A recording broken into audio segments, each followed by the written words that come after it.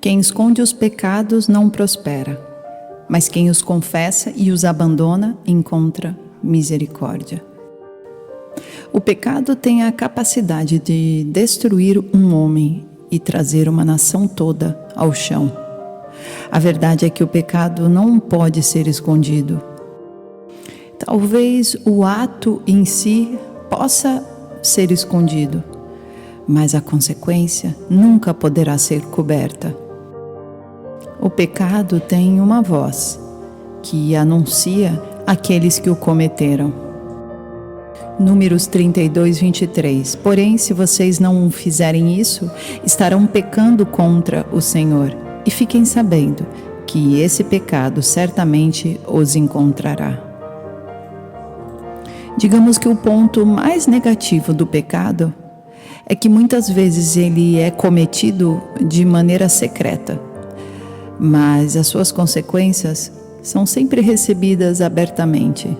Podemos até colocar uma fachada em nós, mas Deus está vendo tudo no nosso interior. Não tem como esconder um pecado de Deus.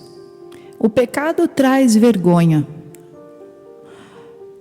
Talvez você esteja se escondendo da presença de Deus por causa do seu pecado. Você pensa que Deus não vai tolerar aquilo que você fez. Adão e Eva tentaram se esconder de Deus no jardim do Éden, porque eles tinham cometido um pecado contra Deus. Mas como nada pode ser escondido do Deus que criou os olhos, Ele vê o invisível. Tudo fica muito claro antes de nós mesmos fazermos aquilo. Não podemos esconder isso de Deus. Adão e Eva não conseguiam esconder isso de Deus. Ele é onipresente. Entretanto, Ele até pode escolher não se manifestar em certos lugares, mas não significa que Ele não esteja ciente do que temos feito. Davi também fez isso e declarou lá no Salmo 39, versículo 7 assim: Para onde me ausentarei do teu espírito? Para onde fugirei da tua face? Se subo aos céus, lá está. Se faço a minha cama no mais profundo abismo, lá está também. Se tomo as asas da alvorada e me detenho nos confins dos mares, ainda ali a tua mão me guiará e a tua mão direita me susterá. Se eu digo, as trevas com certeza me encobrirão e a luz ao redor de mim se fará noite. Até as próprias trevas não te serão escuras e a noite é tão clara como o dia. Para ti, as trevas e a luz são a mesma coisa. Pois tu formaste o meu interior, tu me teceste no ventre da minha mãe. Graças te dou, visto que de modo assombrosamente maravilhoso me formaste. As tuas obras são admiráveis e a minha alma o sabe muito bem. Deus está em toda parte. Seremos responsabilizados não só pelas coisas que fazemos em público, mas por tudo aquilo que fazemos por trás das portas fechadas. Temos que ter em mente que Deus permanece sendo Deus, seja em segredo ou abertamente. Jeremias 17, 9. Enganoso é o coração mais do que todas as coisas, e desesperadamente corrupto. Quem poderá entendê-lo? Eu, o Senhor, sondo o coração, eu provo os pensamentos para dar a cada um segundo os seus caminhos, segundo o fruto das suas ações. Não existe nenhum pensamento, nenhum sentimento que você está tendo agora ou teve há 5 minutos atrás que Deus já não sabia, ou algo que você vai sentir daqui a pouco que Deus já não saiba. Não há atitude ou intenção ou motivação que escapa aos olhos de Deus. Talvez você fale da boca para fora algo que sinta, ou algo que deseja fazer, ou o porquê que está fazendo tais coisas. Mas Deus conhece a motivação do seu coração, e é isso que move os olhos do Senhor à procura de verdadeiros adoradores aqui na terra. Um coração motivado aos olhos de Deus chama a sua atenção. É como um incenso perfumado e suave que sobe às suas narinas, uma oração verdadeira, que realmente lá no fundo tem uma intenção real de amor, de paz. Salmo 141, 2. Seja a minha oração como um incenso diante de ti, e o levantar das minhas mãos como a oferta da tarde. Deus nos enxerga como nós somos realmente. 1 Samuel 16, versículo 7. Porém o Senhor disse a Samuel: não olhe para a sua aparência, nem para a sua altura, porque eu o rejeitei. Porque o Senhor não vê como o ser humano vê. O ser humano vê o exterior, porém o Senhor vê o coração. Então Jessé chamou Abinadab e o fez passar diante de Samuel, que disse: nem a este o Senhor escolheu. Então Jessé fez passar Samá, porém Samuel disse: tampouco a este o Senhor escolheu. Assim Jessé fez passar os seus 7 filhos diante de Samuel, porém Samuel disse a Jessé: o Senhor não escolheu nenhum desses. E perguntou a Jessé: então são todos os seus filhos? Jessé respondeu: ainda falta um, o mais moço. Ele está apacentando as ovelhas. Então Samuel disse a Jessé: mande chamá-lo, pois não nos sentaremos à mesa sem que ele venha. Então mandou chamá-lo e o fez entrar. Davi era ruivo, de belos olhos e boa aparência. E o Senhor disse a Samuel: levante-se e unja-o, pois este é ele. Por isso, se porventura você tem olhado para o espelho e achado que você não é capaz, ou que você gostaria de ser como ciclano ou fulano, entenda. Aquilo que Deus tem para você é sempre diferente do que Ele tem para as outras pessoas. O seu caminho é outro. A sua jornada está sendo dessa forma porque Deus quis assim. As suas escolhas estão determinando por onde você tem andado, mas se você tem servido a Deus e entregue a Ele todos os seus medos e frustrações e tudo aquilo que você anseia, Ele vai ajeitar os seus caminhos. Ele vai fazer com que você encontre o seu caminho, a jornada que te leva à vontade dEle para a sua vida. Talvez você recebeu muitos nãos por pessoas que só conseguiam enxergar o seu exterior ou atitudes que você errou. Mas Deus está te dizendo: eu vejo você, eu escolho você. E hoje você precisa entender que você tem uma jornada única, você é especial para Deus. E tudo aquilo que você faz ou deixa de fazer, você um dia vai responder sobre tudo isso. Deus está escrevendo a sua história. E então, quando Deus rever a sua vida, o que será que Ele verá? Se Ele consegue enxergar o seu coração e a verdade que habita em você, da sua motivação, não tem como esconder uma ação que está oculta dEle. Por isso você tem a oportunidade de se examinar. Deus te deu essa capacidade. Você precisa dialogar consigo mesmo. Pergunte-se como você tem tratado as pessoas ao seu redor. Será que está bom o bastante? Será que você tem amado o próximo como a si mesmo e a Deus acima de todas as coisas?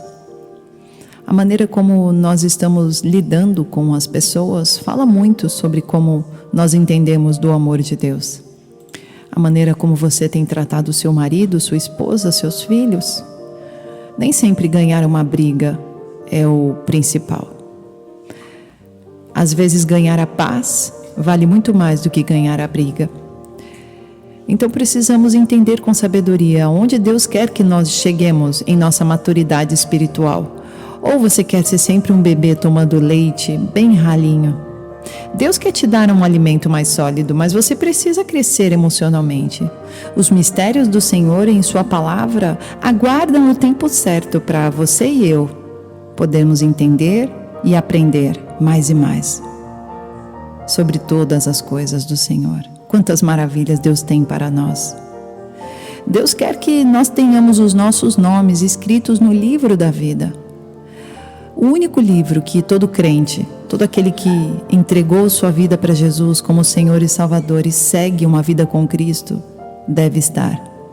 Todos aqueles que não rejeitarão a Cristo até o fim, todos aqueles que não aceitarão a marca da besta, estarão com seus nomes no livro da vida.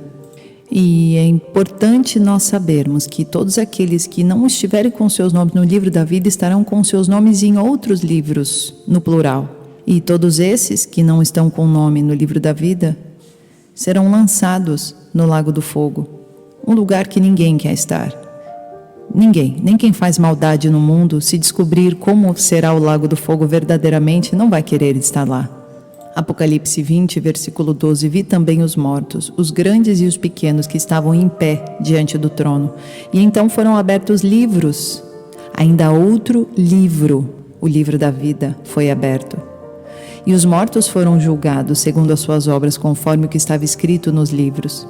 O mar entregou os mortos que nele estavam. A morte e o inferno entregaram os mortos que neles havia. E foram julgados um por um, segundo as suas obras. E então a morte e o inferno foram lançados no lago de fogo. Esta é a segunda morte, o lago de fogo. E se alguém não foi achado escrito no livro da vida, esse foi lançado no lago de fogo. Examine o que você tem pensado, o que você tem feito, quanto tempo você tem desperdiçado com as coisas do mundo e quanto tempo você tem dado para as coisas de Deus. Como estão seus pensamentos? Você tem dado abertura para apenas pensamentos de luxúria, de vaidade, de egocentrismo, apenas vontades próprias, egoístas, que não levam a nada? Ou você tem buscado se encher de pensamentos de paz, de amor, de alegria, pensamentos de empatia, de benignidade, bondade, de paciência? Você tem dado lugar ao quê na sua mente, no seu coração, no seu dia a dia? Você está cheio da palavra de Deus?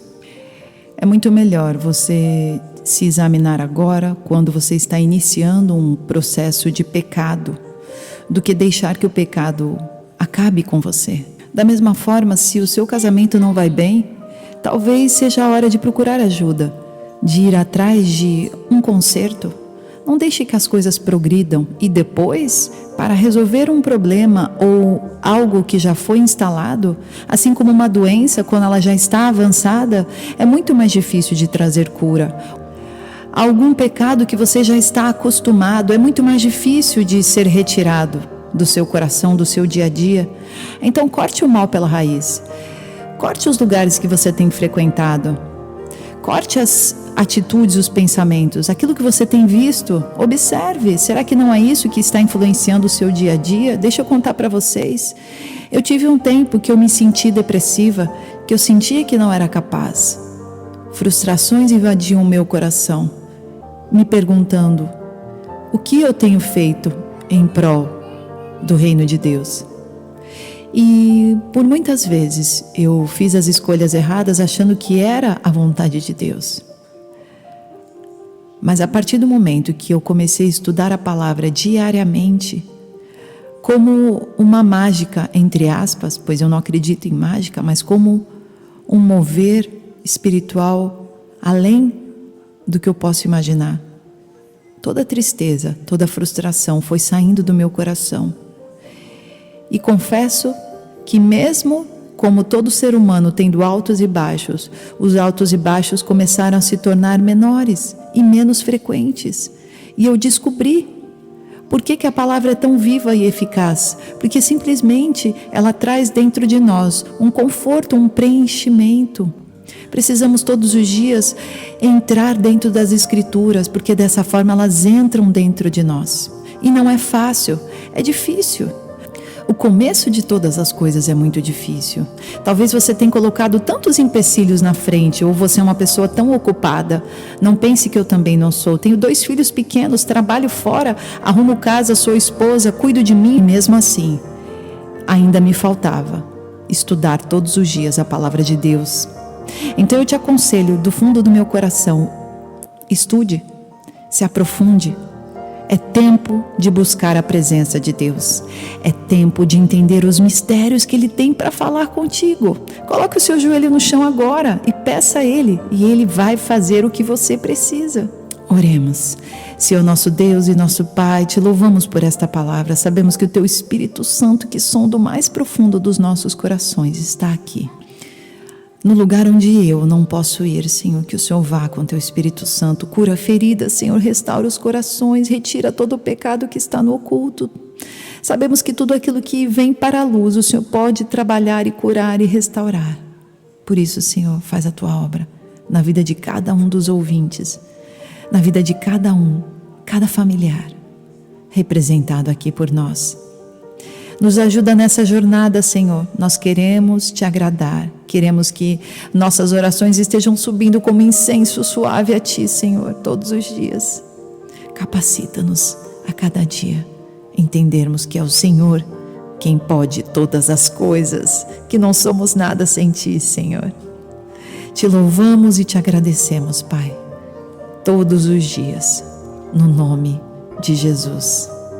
Queridos, fiquem firmes, não desistam. Vocês são escolhidos de Deus. Deus abençoe e até o próximo vídeo.